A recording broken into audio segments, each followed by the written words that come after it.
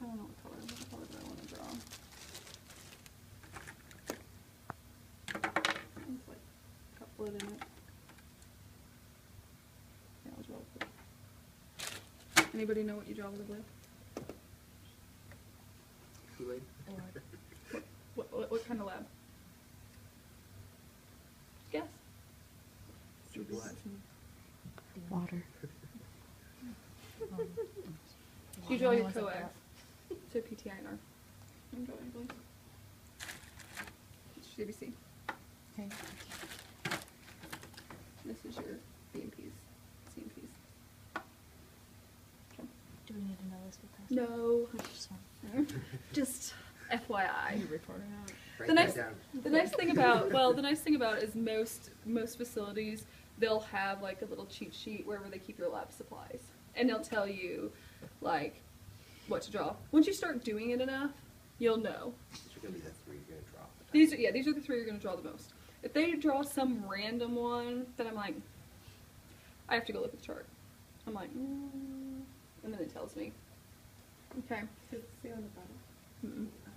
And depending on the facility, they might be different color too. Yeah, but this is the most standard. Most places do. And the green might not be this vivid a green. Well, sometimes they do a pastel green, but it's still a green top.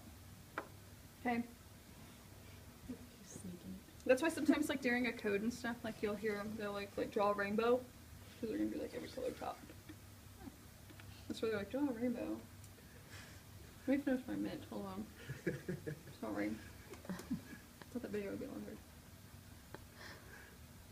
Okay, but yeah.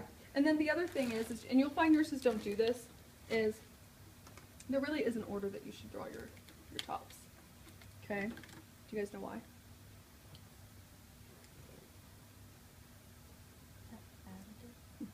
Your additives. So a lot of times on your cheat sheet it'll tell you, it'll do like an order, so then you can see your tops and be like, oh, this one should be first, this one should be second, this should be third. So it doesn't have interaction and contaminate with the additives that are in some of it. So like this one doesn't have one, so I could draw this. I'm sure, like the ones that don't, before I would do the ones with the additives. Okay? So additives. Yeah. your Yeah, it's additives will be pretty less. common that you would draw 4 labs all at once. Yeah, a lot of times these are the 3 you're going to draw the most in the morning, because the doctor might say CBC, BMP, PTINR, QAN. You're going to draw these. And you want to go ahead and do, if they're all ordered at the same time or close enough, draw them at the same time. Because you don't want to keep coming in here and doing it. Okay? So you'll have your stuff, and I would have like patient labels with me. Okay? They'll tell you the name, date of birth. I'll do my 115. Okay.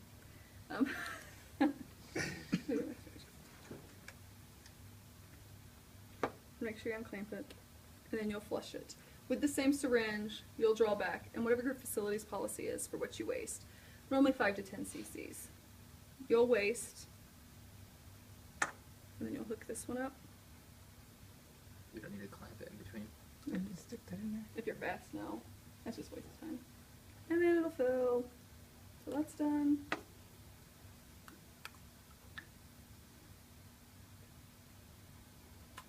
Okay. So then that's done. We'll see I'm drawing too. And then I'll have my other syringe. And, you know, sometimes you will have blood, and it's nice just to wipe it off so that way that little bit of blood doesn't get into what you're going to flush. Flush it again. And you'll flush again.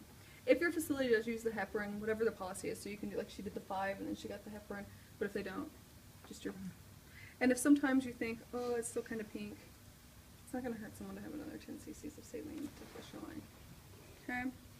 Some of your central lines, I will tell you that as you're flushing, they might want you before you disconnect to clamp back for that pressure. And then other ones, it doesn't matter if you do it before or after. It just depends on your thing. But so this one, we'll say I'm going to clamp it. But now because I drew blood out of this one, I need to change the port. Okay? Or this, not the port, but the cap. Okay. Whenever you draw blood out of central line, you need to change that little cap. Yeah. Good to know. Okay, so I'm going to label, time, date, initial, and this will go to lab. Okay? So then I'll have my new cap. and it'll have actually a little thing that's protecting that. And the nice thing is I can have another syringe, and some people won't do this, but I like to like just prime it a little. I don't know, it's just me. And then I'll have that ready, and that's sterile. I'm clamped.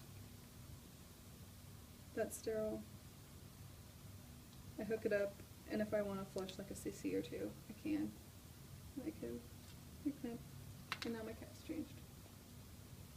Fairly simple. You just want to make sure that that part and that part stay sterile. So it doesn't get you. Okay? Any questions on drawing blood or changing caps? Nope. Okay, good. I have a question. Sure. So, like she has a 3 lumen, but Mhm. it doesn't specify which one is for you to do the blood from. So Normally- because normally you'll have the red or the green, the Right. red or the. Sometimes you'll have red, blue, white. You're right. On this one, this middle one, so where I told you that there was writing, so when you guys get a chance, you can see there's writing here, and this says middle 18. Yeah. This one says distal 16 gauge, and this one says proximal 18 gauge. So a lot of times they really want you to do from the distal because it's 16, but say that one has gotten clogged or doesn't draw blood, doesn't matter if you draw from the other two if they're doing it.